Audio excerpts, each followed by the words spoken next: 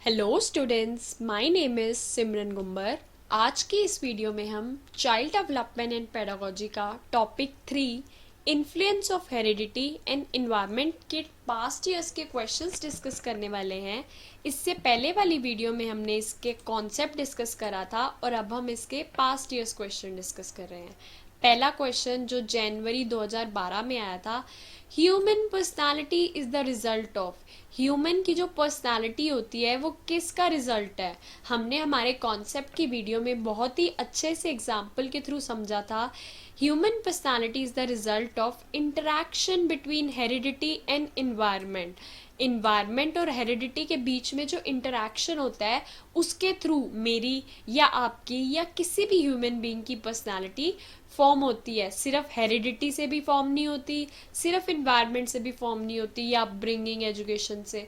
ये हेरिडिटी और इन्वायरमेंट दोनों के इंटरेक्शन को मिलाकर ह्यूमन पर्सनालिटी फॉर्म होती है। तो इसका करेक्ट आंसर है थर्ड। नेक्स्ट क्वेश्चन, ये क्वेश्चन हमारा आया था जुलाई 2013 में।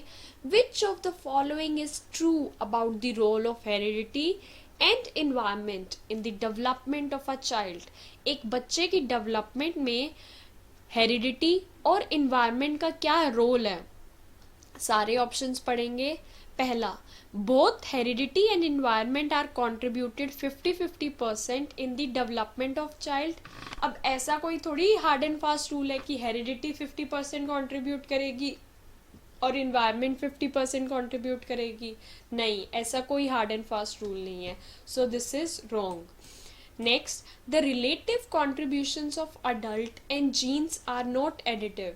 यस, ये करेक्ट है। अब ये क्या कह रहे हैं, हमारे अडल्ट और जीन्स, जैसे हमारे पेरेंट्स से जो हमें जीन्स मिले होते हैं वो कॉन्ट्रीब्यूशंस में एडिटिव नहीं है। मतलब आप ये नहीं कह सकते आप 40% इन्वायरमेंट को यूटिलाइज कर रहे हो, 60% आपको जीन्स मिले होंगे।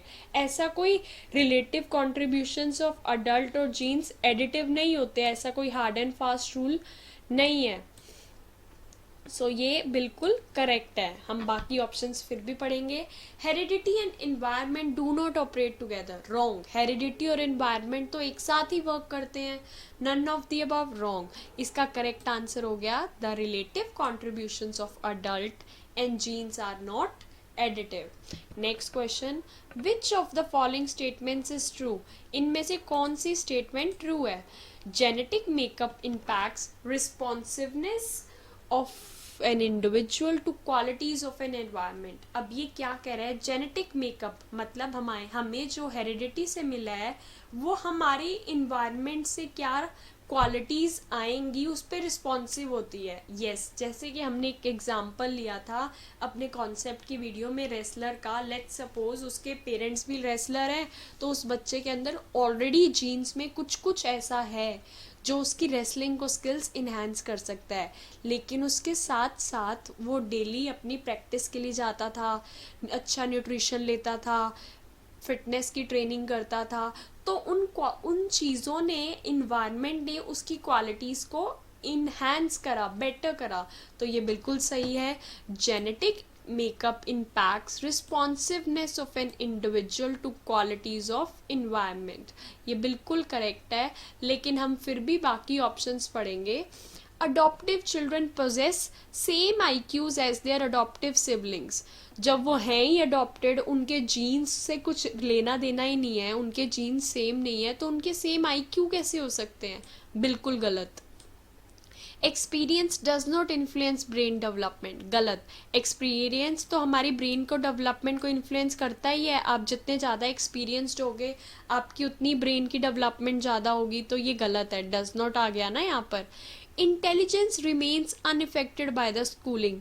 गलत। अगर आप स्कूल जाओगे तो आपकी इंटेलिजेंस डेफिनेटली इन्हांस होगी। तो ये भी गलत है। इसका करेक्ट आंसर हो गया first, genetic makeup impacts responsiveness of an individual to qualities of environment।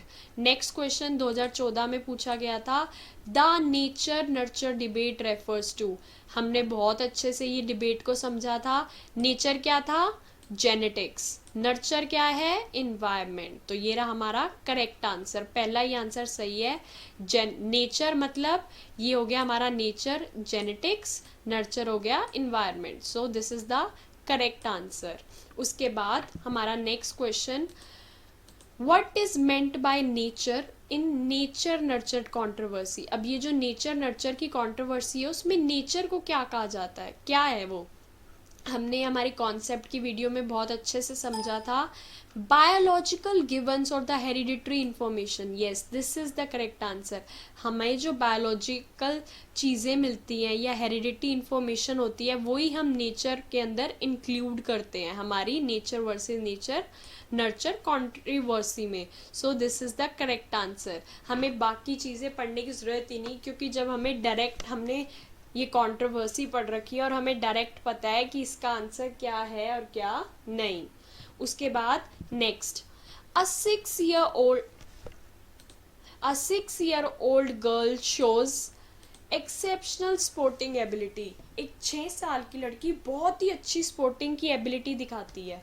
Both of her parents are sports person, उसके दोनों पेरेंट्स स्पोर्ट्स पर्सन है। हेरिडिटी का रोल है, send her for coaching every day and train her on weekends. Environment, अब यहाँ क्या है, अब उसको एक तो स्पोर्ट्स पर्सन थे उसके माँ बाप, तो उसको हेरिडिटी के जीन्स में ही मिल गया, और उसको ऊपर से कोचिंग भी भेजते हैं तो इन्वायरमेंट भी अच्छा मिल रहा है। हर capabilities are most likely to be result of an interaction between. अब उसके पेरेंट्स स्पोर्ट्स पर्सन थे तो ये किस चीज़ का मतलब है, हेरिडिटी का। उसको डेली कोचिंग भेजते थे, ट्रेन करते थे, तो ये है इन्वायरमेंट का। तो इससे हमारा करेक्ट आंसर क्या निकल आया, 4th। ये interaction between heredity and environment है जिसकी वजह से बच्ची एक बहुत अच्छी स्पोर्टिंग एबिलिटी दिखा रही है। हमने हमारे कॉन्सेप्ट की वीडियो में पढ़ा था ना, जैसे रेसलर का, क्योंकि उसके माँ बाप भी रेसलर थे तो इसलिए उसके अंदर जीन्स थे वो अच्छे। और नेक्स्ट, वो डेली जाता था ट्रेनिंग के लिए, अच्छी से फिटनेस पर ध्यान देता था, तो उसको अच्छा इन्वायरमेंट मिला, और दोनों चीज़ें मिलकर इन चीज़ों ने उसको वर्ल्ड का टॉप मोस्ट रेसलर बना दिया।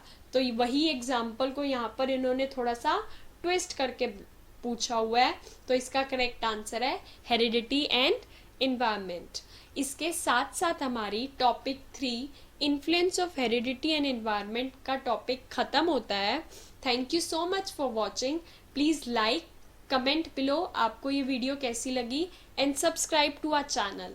हम हमारे इस सीटेट के कंप्लीट कोर्स में 1 by 1 सारे सब्जेक्ट्स के सारे टॉपिक्स कवर करेंगे with past years. So stay tuned for the more informative videos. Thank you.